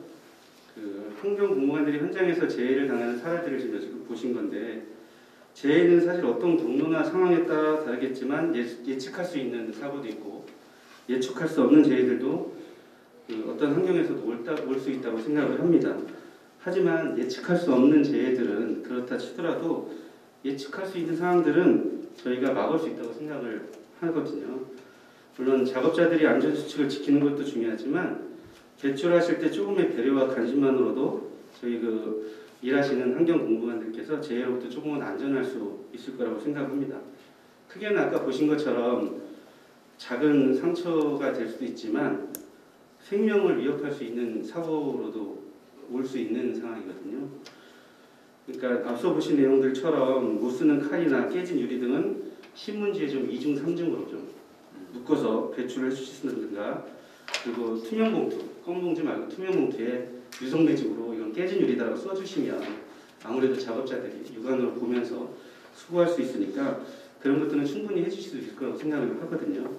그리고 대형 유리 같은 뭐 브라운관이나 아니면 책상 대형 유리 같은 경우는 깨질 수 있으니까 테이프로 좀 붙여주신다든가 깨진 부분을 모서리 같은 데는 박스로 좀 이렇게 묶어서 좀 이렇게 붙여서 배출해 주시면 아까 같이 그렇게 큰 대형 배임 사고 같은 거는 안 날 수 있거든요.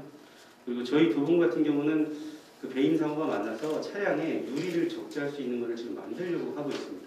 별도의 유리를 배출할 수 있는 뭐 그런 것도 한 방법일 수 있겠고요. 그리고 이제 여러분들께서 조금만 관심을 가지면 사실은 작업자들이 안전에서 멀어질 수 있습니다. 여러분들이 그 한 사람의 환경 공무관들의 생명을 크게는 지킬 수 있는 그런 막중한 임무를 가지고 계시다고 생각해 주시면 더 좋을 것 같고요. 사실은 그 쓰레기는 사실은 답이 없습니다. 현장에서는 쓰레기는 사실은 그 우리가 정답을 찾아가는 과정을 계속해서 밀고 나가는 것이지 뒤돌아서면 사실은 사람 사는데 쓰레기가 없을 수는 없거든요. 그 양을 줄이거나 그 양을 최대한 어떻게 재활용을 한다거나 이런 문제들에 접근을 해야 되는 것이지 아예 쓰레기를 없앨 수 있는 방법은 사실 없다고 저는 생각을 하거든요. 쓰레기 문제는 사실은 세계 모든 사람들이 고민하고 해결될 문제라고 저는 생각을 합니다. 그 최소한의 배출과 재활용 사용을 통해서 우리가 다음 세대들을 위해서라도 저희가 지금 살고 있는 저희들이 노력을 해야 되는 막중한 과제이고요. 그리고 무단 투기를 최대한 줄이고 그러기 위해서는 단속과 CCTV나 뭐 이런 재정적인 부분을 투입해서라도 그리고 단속을 해서 그거에 대한 상응한 조치를 내리고 그 홍보 아까 말씀하신 계속 교육을 말씀하시는데 이제 교육은 물론 이제 시민들을 대상으로 교육하는 것도 중요합니다. 그건 물론 당연히 해야 되지만 어렸을 때부터 유치원 때부터 계속해서 이런 쓰레기에 대한 문제를 개봉을 시키고 인식을 시켜주고 그리고 아시겠지만 현장의 쓰레기들은요 그 고물상을 대상으로도 교육을 꼭 하셔야 됩니다. 왜냐하면 어르신들이 계속 고물을 주시면서 봉지를 파먹어 가시거든요. 그러면 그게 쓰레기가 되고 그 깨진 유리창의 법칙이라고 하시죠. 그렇게 버려진 쓰레기들이 지저분해지면 사람들이 지나가다 또 쓰레기를 버려요. 그러니까 이런 교육이라는 거는 튀지 않고 아까 말씀하신 의원님도 계시지만 이런 교육에 대한 예산은 사실은 계속해서 지자체도 그렇고요. 중앙부처도 그렇고 이런 교육에 대한 예산들은 좀 많이 잡아서 계속 교육이 선행이 돼야 된다고 생각을 합니다. 지금 사실 뭐 원택트 소비 확대 등으로 해서 쓰레기들이 급격하게 늘어났습니다. 사실 아까 재활용뿐만이 아니고 아까 말한 대형 폐기물이 한 평균 25% 이상 지금 증가된 상태거든요. 그러니까 지금 뭐 이런 것들에 대해서 인력과 장비도 충분히 있겠지만 조금 뭐 달리하면 요즘 뭐 대형 택배 회사들은 그 보냉백에다가 뭐 이렇게 하신다고 하시더라고요. 포켓 프레스 에코를 사용을 권장하고 택배 박스도 박스 리스를 권장을 하고 이런 여러 가지 방법들이 있을 겁니다. 배달을 하실 때 나무젓가락 같은 건 사실 뭐 필요 없으니까 나무젓가락 안 주셔도 됩니다라고 배달시키지 하셔도 돼요. 그 나무젓가락 사실은 다 버리시거든요. 집에 있는 젓가락 포르트를 버리시니까 뭐 플라스틱이나 스법 대신에 종이 재질로 해서 그리고 특히나 주민들은 그런 것들이 있으면 깨끗이 세척해서 내줄 수 있는 아주 뭐 어려운 것들 아니시거든요. 좀 정리를 해주시면 좋겠습니다. 그런 것들이 수반된다면 사실은 아까 말씀드린 것처럼 저희가 쓰레기를 줄일 수 있는 과정이 조금씩 줄어들 거라고 생각합니다. 그 끝으로 그 북미 원주민의 속담에 지구는 선조로부터 물려받은 것이 아니고 후손에게 빌려온 거라는 속담이 있습니다. 사실은 우리가 빌려온 만큼 후대들에게 환경을 최대한 보호해주고 아껴주고 그리고 제대로 된 것들을 물려주는 것이 우리가 지금 살아가는 저희들이 해야 될 일이 아닌가라는 생각을 합니다. 그래서 제 말씀은 이걸로 마치고요. 인사를 마무리하겠습니다. 감사합니다. 네, 일정 부분 그런 것들로 인해서 결국 피해를 보는 우리 청소 노동자들의 현실이 좀 이렇게 좀 가슴이 아팠고요. 이제 그러한 부분들도 동료 시민의 연대가 좀 필요한 것이 아닌가? 사실은 그게 저절로 되는 건 아닌 것 같아요. 노력을 해야 될 것이고 어떠한 형태로든 함께 그러한 현장, 현실 이런 것들이 같이 공유될 수 있어야 되고 그 과정에서 우리가 좀 더 개선책을 찾아보자라는 그 의지들이 좀 모아져야 될 거라고 생각합니다. 우리 이제 노남길 환경공무관님께 다시 한번 박수 부탁드리겠습니다. 고맙습니다. 이제 두 분의 토론만 남겨두고 있는데요. 저의 과제는 지금 6시 안에 이 토론을 끝내는 겁니다. 지금 두 분께서 남아 계신데 잘 유념해 주셔서 10분 정도 토론 시간을 좀 잘 지켜주셨으면 좋겠고요. 자, 세 번째로 저희 쓰레기센터 연구원으로 활약을 하고 계신데 서울시민대상 환경교육의 기회가 보장돼야 된다. 이러한 주제로 토론을 해주시겠습니다. 강태영 연구원님 모시겠습니다. 박수로 부탁드립니다. 저는 쓰레기센터에서 쓰레기에 관한 문제를 연구하고 있는 연구원 강태영이라고 합니다.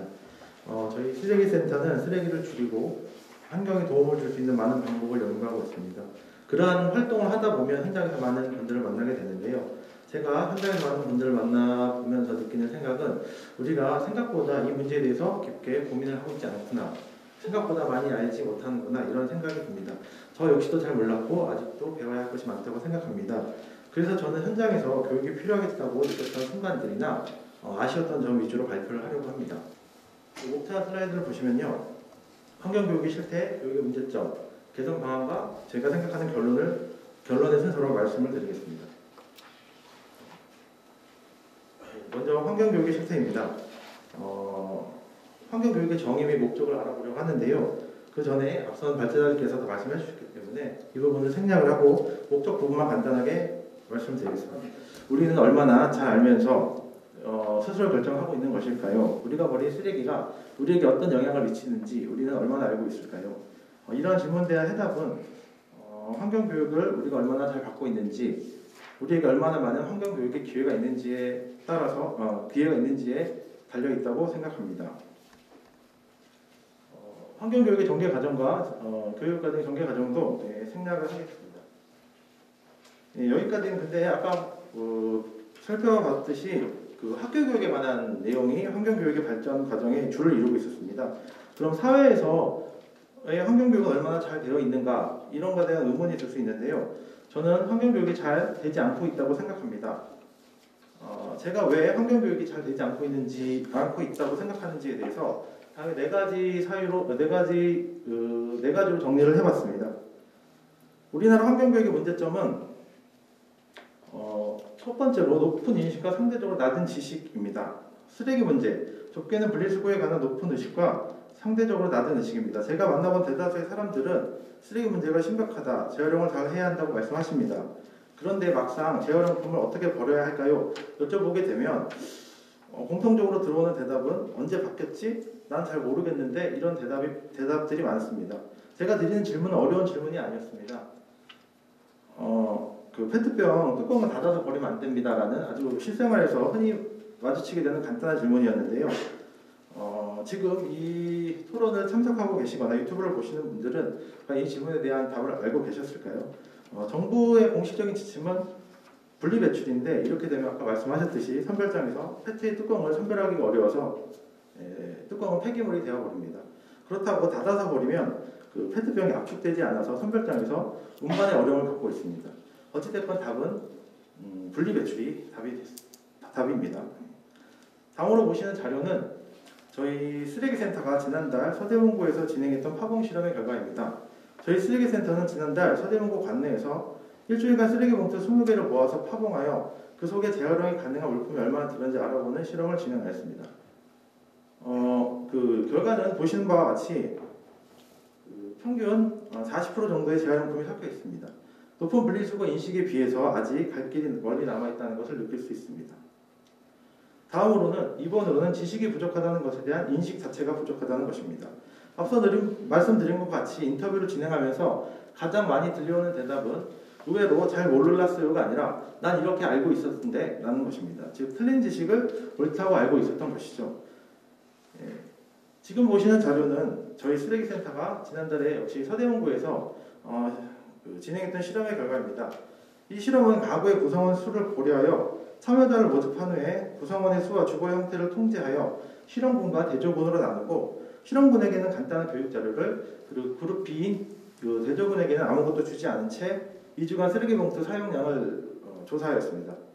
추석 명절이나 코로나 때문에 교육 자료의 그 효과를 정확하게 검증할 수는 없었지만 저희가 참여자들을 인터뷰하는 과정에서 유의미한 사실을 하나 발견할 수 있었습니다.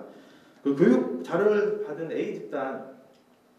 A집단에서는 오히려 교육이 더 필요하다고 말씀을 한 반면에 응답자 중 16명 중 14명이 교육이 필요하다고 말씀하신 반면에 교육 자료를 받지 않은 B그룹에서는 응답자 14명 중에 7명만이 교육에 참여 의사를 밝혔습니다. 그 더 면밀하게 살펴보면 A집단에서는 제가 잘 몰랐다는 대답이 잘 많이 나왔는데요. B집단에서는 나는 잘 알고 있다. 이렇게 분리배출하는 게 맞다라는 답변이 들어왔습니다. 그래서 오히려 자신들이 그 쓰레기를 잘못 버리고 있다는 인식조차 하지 않고 있는 게 아닌가 이런 생각이 듭니다.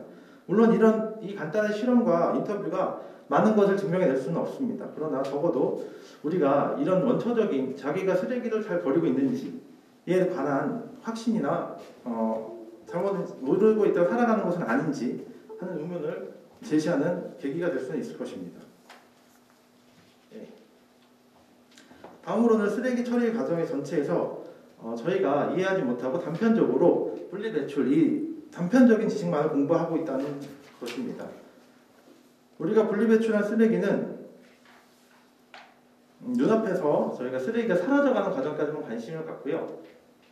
그 전체적인 과정, 그 쓰레기가 어떻게 처리되고 우리에게 어떻게 돌아오는지에 대해서는 아무도 궁금해하거나 알려고 하지를 않고 있습니다. 그 간단한 사례를 하나 예를 들어서 우리가 이 전체적인 과정에 대해서 얼마나 잘 알고 있지 못한지를 알아보겠습니다. 저희는 학교 다닐 때부터 우유팩을 분리해서 버리고 있습니다. 그러나 우유팩을 왜 분리해서 버리는지에 대해서는 많은 분들이 모르고 계십니다. 표면적인 이유는 우유팩이 일반 종이보다 비싸기 때문입니다. 그러면 왜 더 비쌀까요? 우유팩이 더 좋은 재질이기 때문일까요? 우유팩은 고급 펄프를 사용하기 때문에 더 질 좋은 종이인 것은 맞습니다. 그러나 우유팩이 더 비싼 이유는 생산자 책임 제도 때문입니다. 아까 안소연 대표님께서 말씀하셨듯이 우유팩은 생산자 재활용 제도에 적용을 받고 있습니다. 그렇다면 왜 우유팩은 생산자 책임 재활용 제도를 받고 있는 것일까요? 그것은 우유팩은 그 재활용하는 공정에서 더 많은 공정 과정이 필요하기 때문입니다. 이것을 해리 공정이라고 하는데요. 해리 공정은 종이에 붙어있는 코팅지를 분리하는 과정입니다. 우유팩에는 그 겉과 속에 비닐이 붙어 있는데요. 이 비닐은 쓰레기를 분리수거하는 종이를 재활용하는 과정에서 반드시 제거되어야 하는 불순물입니다. 그 비닐을 제거하는데 추가적인 공정이 들고 비용이 많이 발생하기 때문에 우유팩은 일반 종이와 같이 재활용할 수가 없습니다. 그래서 그 생산자에게 그 우유팩을 재활용하게 하는 책임을 두고 있는 것입니다. 많은 분들이 이런 부분을 전체적인 과정을 잘 알고 계셨다면 그 우유팩을 조금 더 분리배출을 해야 되는 목적과 당위성에 대해서 조금만 더 알고 계셨다면 조금 더 잘 분리수거가 이루어지지 않을까 저는 그렇게 생각하고 있습니다. 마지막으로 현장과 맞지 않는 교육의 내용입니다. 이거는 아직도 많은 분들이 비닐을 재활용품으로 생각하고 계십니다. 현행제도상 재활용품이 맞기는 합니다. 그러나 현실에서 재활용 비닐을 처리하는 업체는 더 이상 비닐을 처리할 수 없다고 하고 있습니다. 이는 SRF라고 불리는 고용 연료 때문인데요. 2008년 시작돼 각광받던 비닐을 이용한 고용 연료 사업은 유가의 하락, 미세먼지 문제, 지역 주민들의 반대로 현재는 위기 상황입니다. 고용연료 사업이 아닌 다른 사업의 형태의 폐비닐 재활용도 오염된 비닐의 혼입량이 많아서 쉽지 않은 상황입니다. 그러나 이러한 상황에서 문제 해결은 차치하더라도 우리가 어떻게 행동해야 하는가에 대한 교육이나 홍보는 거의 이루어지지 않고 있습니다. 현장에서 관련 업계의 종사자를 만나보면 항상 하시는 말씀이 시민들이 조금만 더 깨끗하게 버려준다면 참 좋을 것 같다라는 말씀이십니다. 그러나 우리가 이런 상황도 잘 모르는데 어떻게 경각심을 가질 수 있을까요? 현실을 즉각적으로 반영하고 홍보하면서 때로는 시민의 목소리를 모을 수 있는 그런 교육 프로그램이 없다는 것이 매우 아쉬운 순간입니다. 이상으로 제가 생각하는 문제점을 모두 말씀드렸습니다. 4가지로 나눠서 말씀드렸지만 사실은 제대로 된 교육이 없다라는 하나의 문제점으로 지적할 수 있습니다. 제대로라는 말에는 많은 의미가 포함되어 있습니다. 그럼 제대로 된 교육에는 무엇이 필요한가에 대해서 말씀드리겠습니다. 저는 우리 교육 프로그램은 다음의 7가지를 반드시 포함해야 한다고 생각합니다. 지속적이면 적극적으로 환경교육에 대한 환경에 대한 위기의식을 고양시키고 실천과 참여가 가능한 교육 프로그램으로 개발되어야 하며 단계별 수준별로 또는 지역적 직업적으로 세분화하여 교육을 진행해야 합니다. 이를 환경교육과 관련된 네트워크 조직이라는 시스템에서 관리하여 지속적으로 성장 가능하도록 하여야 합니다. 그리고 이를 위하여 정부 및 지자체가 행정적, 재정적 지원을 아껴서는 안 된다고 생각합니다. 마지막으로 환경은 더 이상 의무나 산업의 이면에서 산업의 발목을 잡는 분야가 아닙니다. 새로운 산업인 것입니다. 교육은 이러한 시대적 변화에 걸맞게 새로운 관점으로 쓰레기 문제를 바라봐야 할 것입니다. 결론적으로 우리는 이제 관점을 바꾸고 쓰레기 문제, 나아가 환경 문제를 바라보아야 하며 이러한 새로운 관점에서 교육을 설계해야 합니다. 아이러니하게도 환경 문제는 산업화에서 탄생했지만 하나의 산업의 관점으로 풀 수밖에 없습니다. 교육과 제도 역시 이러한 관점을 반영하여 개편되어야 합니다. 세계적으로도 지속 가능한 성장이 큰 흐름입니다. 이러한 큰 흐름에 배를 같이 하여야 합니다. 이제 환경 문제는 더 이상 산업화에 따른 포불제 비용의 성격이 아닙니다. 즉 정부가 비용 부담의 문제로 해결해야만 하는 소극적, 문제적 성격의 이슈가 아닙니다. 사회가 지불해야 하는 비용을 아끼고 그 비용을 자신의 수입으로 삼을 수 있는 하나의 산업입니다. 경제의 모든 주체는 자유롭게 환경 관련 산업을 스스로 선택하여 참여할 수 있어야 합니다. 그런 기회를 제공하기 위하여 정부는 국민들에게 환경 교육을 받을 권리를 보장하여야만 합니다. 학교에서뿐만 아니라 사회에서도 교육과 재교육의 순환이 이루어질 수 있도록 시스템을 완성해야만 합니다. 그래서 모든 주체가 자신의 판단으로 환경 문제에 주체적으로 참여하여 우리의 생존이 달린 이 문제를 스스로의 역량으로 돌파할 수 있도록 해야 합니다. 환경교육의 기회를 보장해달라는 당부를 드리면서 저의 발표를 마치겠습니다. 감사합니다. 안녕하세요. 쓰레기센터 연구원님 토론해 주신 거 감사합니다. 박수 한번 다시 한번 부탁드리겠습니다. 이제 마지막 토론자분을 모셔볼 텐데요. 저희 서울시에서 환경시민협력과장으로 일을 하고 계십니다. 개인적으로 김현지 저희 과장님께서 환경운동도 오래 하셨고 나름대로 이 분야에서 굉장히 저희가 또 기쁘신 분이에요. 그래서 지금 현장에서의 경험과 지금 그리고 관에서 행정을 또 하시면서 여러 가지 현장들을 이 양쪽에 이 날개를 두 개 다 갖고 계신 분이기 때문에 종합적으로 또 말씀을 해주실 수 있을 거라고 생각하고 현재 서울시의 현황 그리고 앞으로의 어떤 대책 방향 이런 것들을 좀 들어볼 수 있지 않을까 이런 생각을 갖습니다. 우리 김현지 토론자께 박수 한번 부탁드리겠습니다. 네.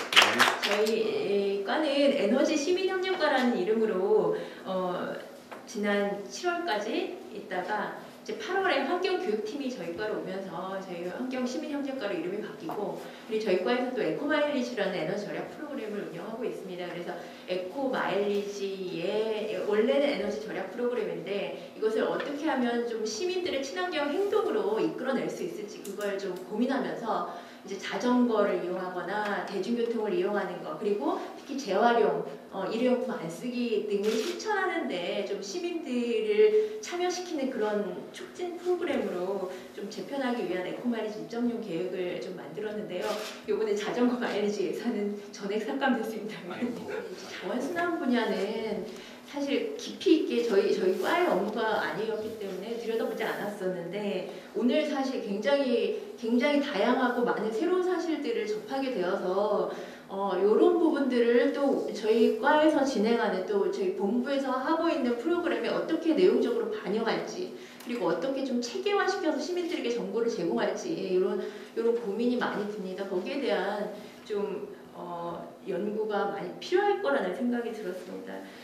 일단 환경교육 현황에 대해서 좀 전반적으로 설명드리면 아까 우리 강연구원님께서 발표하셨지만 서울시에서는 17년에 이런 기후 위기 그리고 특히나 미세먼지가 지난 몇 년간 굉장히 심화되면서 이런 환경교육이 필요한데 시민들이 정말 학습을 할 수 있는 그런 도시로서 거듭날 필요가 있다라고 해서 환경학습도시 선언을 17년 5월에 발표를 했고요. 민간이 공동으로 선언을 했는데 환경 위기 시대를 살아가고 있고 환경 학습을 통해서 인식을 전환해야 한다. 그리고 여기에 서울시가 앞장서겠다라는 선언의 의미입니다.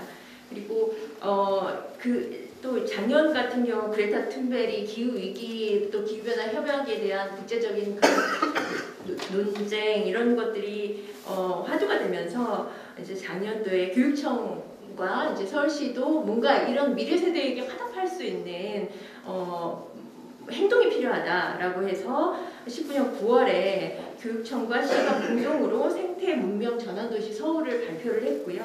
거기에 근거해서 생태 전환교육 중장기 발전 계획을 수립을 이제 발표를 합니다. 그래서 24년까지의 계획이고요. 아까 이제 국가에서는 제3차 환경교육 계획을 수립 중에 있다라고 말씀하셨는데 저희 서울시도 지금 제3차 서울시 환경교육 종합계획을 수립 중에 있고요. 좀 거기에서 어떻게 하면 생애 주기별 맞춤형 환경교육이 좀 촘촘하게 들어갈지 그리고 민간 단체와 또 공공의 센터 다 각자 지금 따로 진행이 되고 있거든요. 환경교육이 현장에 저희가 현장을 살펴보면 굉장히 많고 다양하더라고요.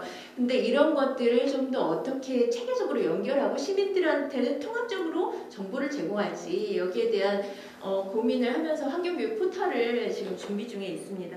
환경교육 지원 조례 관련돼서 말씀드리면 저희 시는 이제 2008년에 법이 생기면서 2009년에 조례를 제정했고요. 그리고 자치구 중에서 조례를 제정한 곳은 강동, 동대문, 성북, 은평 이 4곳이 환경교육 지원 조례를 제정하고 있습니다. 그리고 도봉구 같은 경우는 환경교육센터를 자치구 차원에서 운영하고 있기 때문에 환경교육 센터에 관한 운영 조례가 있고요. 그리고 서울시 교육청도 환경교육 진행 조례를 두고 있습니다.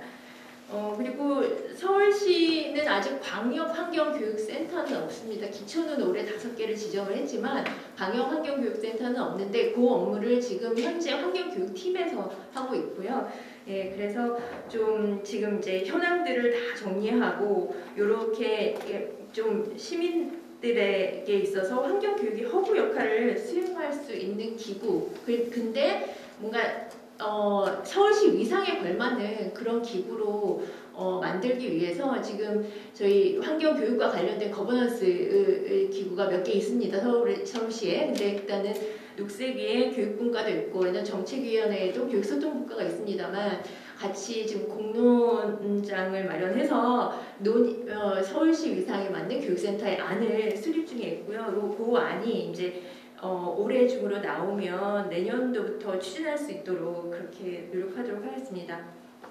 서울시 환경교육 관련 사업 현황을 일단 말씀드리면 저희가 이제 사실은 기후환경본부, 시 차원에서 보면 기후환경본부, 푸른도시국, 물순환안전국에서 다 다양한 정책명 하에 프로그램을 운영하고 있고요. 그 중에서도 이제 기후환경본부는 원래는 이제 6개 부서에서 하고 있었는데 환경정책과에서 환경교육팀이 저희한테 오는 바람에 5개 부서에서 지금 11개의 환경교육 프로그램을 진행하는 건 아니고요. 11개의 예산사업명이고요. 그 중에서 4개는 지금 기관을 지원하는 사업 예산이 들어있기 때문에 그 기후환경본부의 5개 부서에서 환경교육을 진행하고 있다. 근데 그 예산이 총 한 22억 4천 정도 되는데요. 근데 한 가지 제가 이제 아까 환경교육의 환경에 대한 개념과 교육에 대한 개념과 정의가 변하고 있다라고 하셨고 또 모아모아에서도 어떤 그 시민들의 실천 사업이 직접 현장에서의 교육으로 같이 이루어지는 그런 부분까지 봤을 때 우리가 환경교육의 예산을 도대체 어느 사업에서 어디까지 잡아야 될까에 대한 과제는 있습니다. 근데 지금 23억이라는 규모는 기후환경본부만의 그러니까 서울시에 그 뒤에 자세한 환경 프로그램들 소개해드리겠습니다만 기후환경본부만의 예산이기 때문에 사실은 좀 더 이 예산 전체 규모는 지금 볼 필요가 있다라는 생각이 들었고 또 한 가지는 예컨대 예를 들면 저희 과에서 하는 에너지 자립마을 사업이 있는데요. 에너지 자립마을 운동 사업이거든요. 그러니까 아까 모아모아처럼 에너지 자립마을도 마을 단위로 주민들이 직접 교육과 에너지 절약, 효율화, 생산을 실천하면서 에너지를 20% 30%씩 줄여나가는 그런 사업이거든요. 거기서 교육은 필수입니다. 그래서 에너지 교육에 대해서 굉장히 많이 주민들이 고민하고 어떻게 하면 좀 더 내 주변의 이웃을 바꿀 수 있는 교육이 되게 할 것인가 이런 거를 고민을 많이 해서 다양한 교육 프로그램들이 나왔거든요. 아까 모아 사례도 사실은 어떤 주민 운동 차원에서도 접근해서 그런 시스템을 발전시켜 나가면 교육 현장에서의 교육과 실천이 같이 병행할 수 있는 좋은 프로그램으로 또 발전할 수 있는 가능성이 있지 않을까 그런 생각이 들었고요. 네. 그리고 지금 자원순환과 뒤에 시설 현황 이제 말씀드리겠습니다. 62페이지에 마음이 급해서 시설을 보시면 지금 이제 총 24개 시설이 환경 교육을 진행하고 있는 시설인데요. 여기 보니까 자원 회수 시설은 다 들어가진 않았더라고요. 자원 회수 시설, 음식물 중간 처리장도 이제 현장에서 체험 교육을 진행하고 있기 때문에 견학 이런 프로그램들을 그런 것까지 이제 포함돼서 범 환경 교육 시설이다라고 볼 수 있을 것 같고요. 자치구에서는 현재 자치구에서 진행하는 환경교육 프로그램 총 101가지 프로그램을 진행하는 것으로 나와 있습니다. 그 교육 프로그램에 어떤 종류의 교육을 하느냐를 보면 그러니까 서울시 전반의 프로그램의 유형을 보면 생태 분야가 많더라고요. 그러니까 아무래도 생태 분야에 대한 요구가 많기 때문에 그런 것 같아요. 생태 분야, 환경 일반, 기후변화, 에너지 자원순환. 그래서 자원순환이 한 10% 정도가 되는데요. 근데 자치구에서의 교육 프로그램 현황을 봤더니 자치구에서는 이제 자원순환과 관련된 교육이 한 27% 정도, 역시 한 5번째 순위 정도 되는 것 같아요. 이게 자원순환은 보니까 저희가 그 편람 자료를 보니까 좀 올라갔다가 또 미세먼지가 많아지면서 미세먼지 대기질과 공기에 대한 교육 수요가 높아지고 좀 자원순환이 낮아지는 그런 경향이 있더라고요. 네, 그렇습니다. 그래서 어쨌든 좀 제가 이런 그러니까 단순하게 교육이라는 울타리를 넘어서 어떻게 시민들의 참여를 더 이끌어낼 것인가, 시민들과 함께 이 문제를 해결할 것인가를 봤을 때 일단 다양한 프로그램에 일단 저는 당장 오늘 제가 느낀 거는 저희 과의 다양한 프로그램에 어떻게 반영할 것인가 그런 생각이 들었고 예컨대 아파트에서 에너지 절약 경진대회를 저희가 하거든요. 아파트 에너지 절약 경진대회는 사실 수년간 진행된 프로그램이고 실제로 그 LED로 교체하고 아파트 에너지 절약을 위해서 관심이 많고 관리소장들이 하나하나 체크리스트를 만들어서 관리하면서 상금이 좀 높기 때문에 인기 있는 프로그램입니다. 그래서 그런 데에 어떻게 어떤 자원순환과 관련된 내용을 또 평가 기준에 반영을 하면 그것이 어떤 유도가 될 수 있을까 그런 생각을 했었고요. 그리고 또 그린뉴딜 시민협력사업이라고 저희가 이전에 원전 하나 줄이기 시민협력사업으로 시민들이 참여하는 공모사업으로 운영을 했던 게 있었는데 이것도 예산이 저희가 빵원이 됐습니다. 7억 규모에서 예산이 0원으로 수기 예산이었음에도 불구하고 예산이 조정이 되긴 했는데요. 그게 다시 2억으로 다시 조정이 돼서 그래서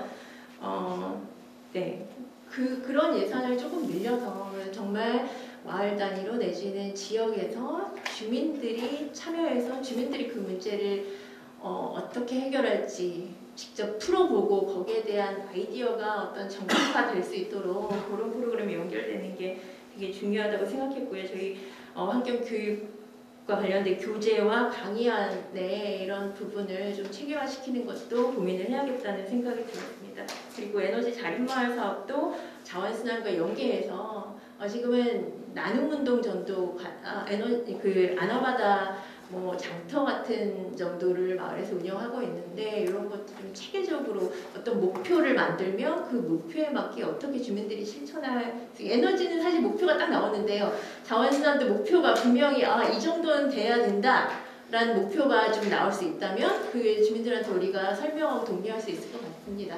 예, 여기까지 하겠습니다. 이상입니다. 감사합니다. 환경교육이 산발적으로 이루어지고 있는데 이거를 네트워킹 시키고 한 곳으로 좀 모아가지고 한눈에 그런 것들을 좀 볼 수 있는 좀 기반이 만들어지면 참 좋겠다라는 생각도 해봤습니다. 김현지 우리 과장님께 다시 한번 박수 부탁드리겠습니다. 자, 오늘 이제 발제와 토론 이제 다 들었는데요. 혹시라도 플로어에 저희가 이제 한두 개 정도만 좀 받아보도록 할게요. 혹시 질문이 있으시다면 예, 혹시 손 들고 거의 완벽했나요? 네.